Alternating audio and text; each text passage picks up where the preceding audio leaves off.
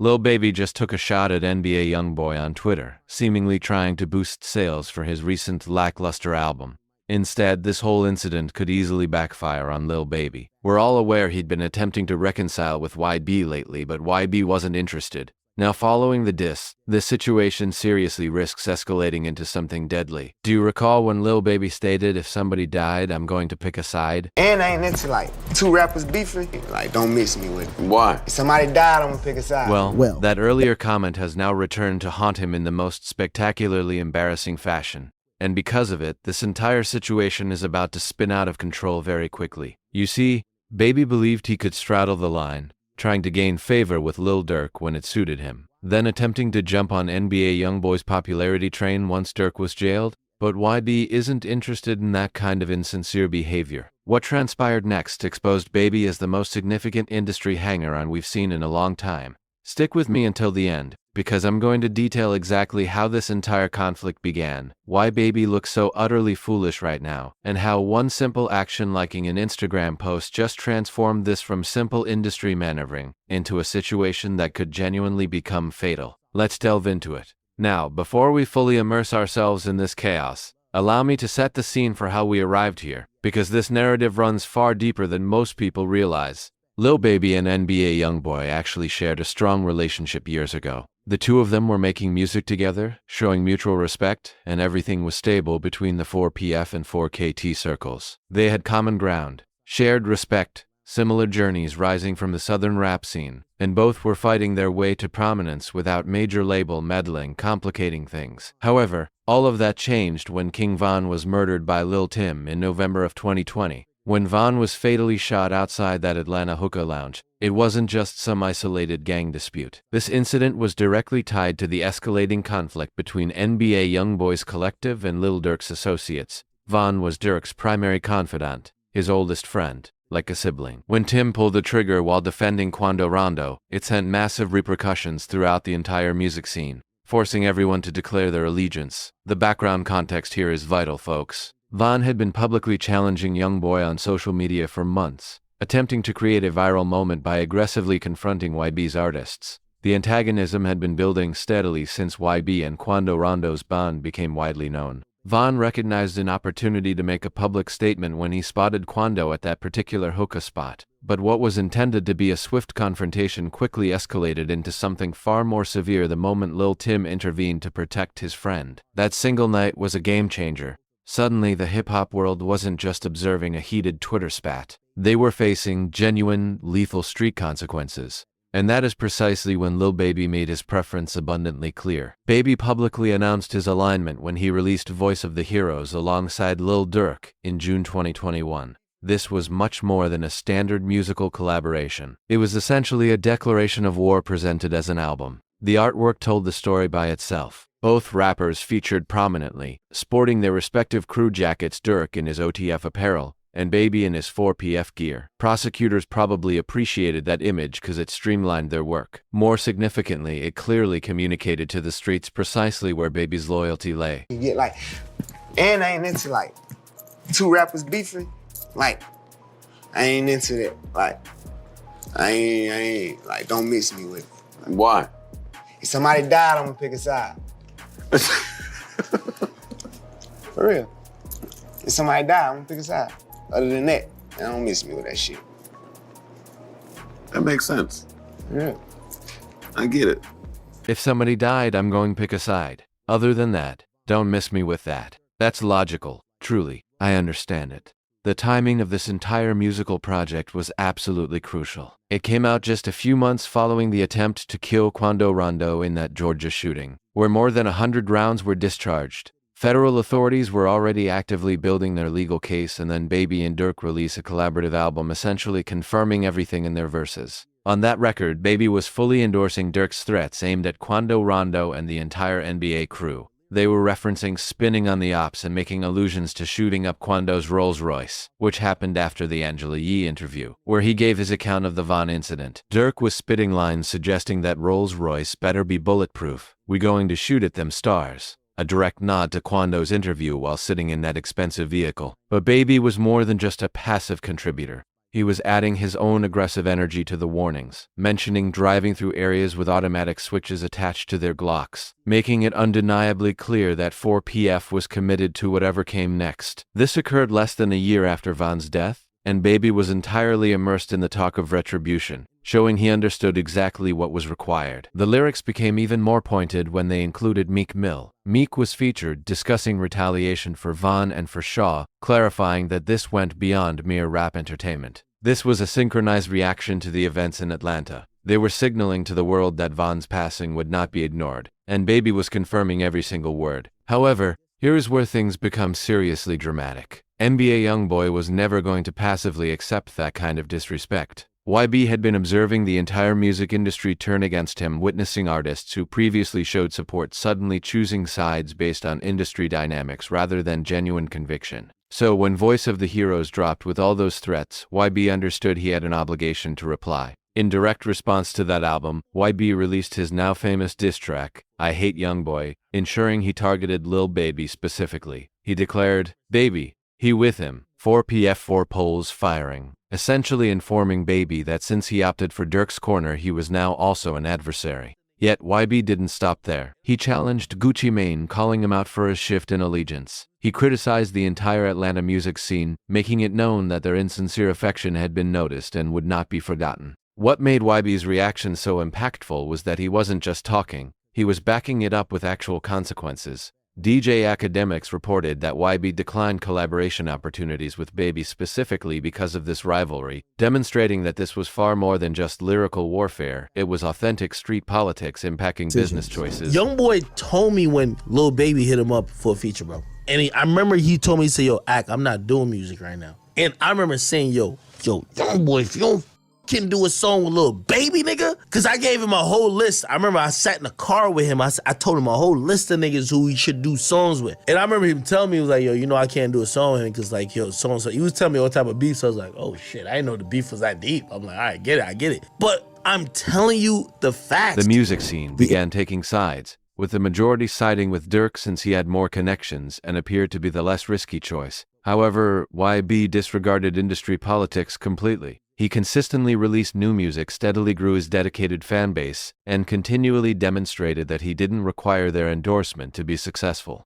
Now, jump ahead to 2024, and everything shifted when Lil Durk was arrested on those federal charges for murder for hire. The federal agents presented a 17-page indictment detailing how OTF allegedly functioned as a criminal organization, how they utilized credit cards to book air travel for shooters, and how they planned the attempted killing of Quando Rondo in Los Angeles. Suddenly, Baby's main supporter in this whole conflict faces the possibility of permanent imprisonment. This is when fans started noticing some extremely suspicious actions coming from the 4PF group. The streets are observant, and social media makes everything publicly visible. So, when Baby's behavior changed, people instantly caught on. Users began pointing out that Baby had unfollowed Lil Durk online, and was now actively liking posts made by NBA Youngboy. This is the exact individual who was recently threatening YB's associates in his songs, now casually double-tapping YB's Instagram photos like a devoted follower. The perception was awful, yet Baby continued this behavior regardless. The street community noticed, the fans noticed, and most significantly, NBA Youngboy noticed. But rather than confronting Baby directly, YB decided to handle the situation in the most humiliating way possible,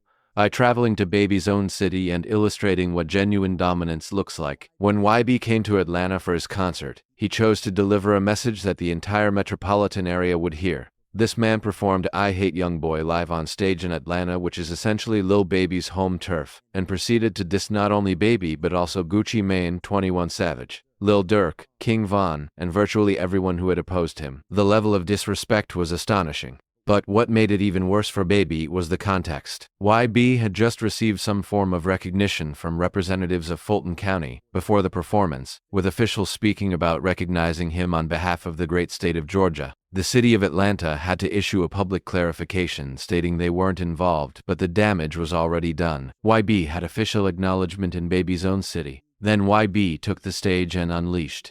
He performed that intense diss track with the same energy he reserves for his biggest hits. And the audience was eating it up. Consider how utterly humiliating that must have been for Baby. Here's a guy who was just talking about retaliating against YB's people, and now YB is in his town, on his grounds, insulting him publicly while thousands of people cheer him on. You don't fucking care. Like, this is a huge situation. That's when I realized, yo, bro, Youngboy's just on a different type of time. And Baby couldn't even offer a reply because he was overly preoccupied attempting to broker peace. That truly illustrates some major sycophantic behavior. The streets began labeling him unreliable and doubting his sincerity. How can you transition from threatening an individual to suddenly attempting to befriend them just because circumstances have shifted? However, the very latest event truly highlights Baby's level of desperation. A satirical page, which also happens to be an NBA Youngboy fan, chose to ridicule Baby by claiming that his recent album, It's Only Me, outperformed Youngboy's current releases. The post was clear provocation designed to elicit a response, and any intelligent person would simply disregard it, but not Lil Baby. He actually responded, claiming he outsold YB in a single day with only 15,000 sales. Let me explain why this reaction was profoundly foolish on numerous fronts. Firstly, 15,000 sales in a day is nothing to boast about in 2024. Those are actually quite poor figures for someone who supposedly holds Baby status. For reference, YB frequently moves greater numbers than that with his unannounced releases, and he manages this without significant label marketing or industry backing. Secondly, he is engaging with obvious online agitators, which reveals he is deeply emotional about the entire ordeal. True professionals do not interact with fan accounts and trolling profiles. That behavior is beneath someone who is meant to be a leading tier artist. Thirdly, he is essentially confessing that he is monitoring every minor comment YB's followers make about him, which perfectly defines feeling pressured. When you are confident in your standing, there is no need to defend yourself against random social media commentary.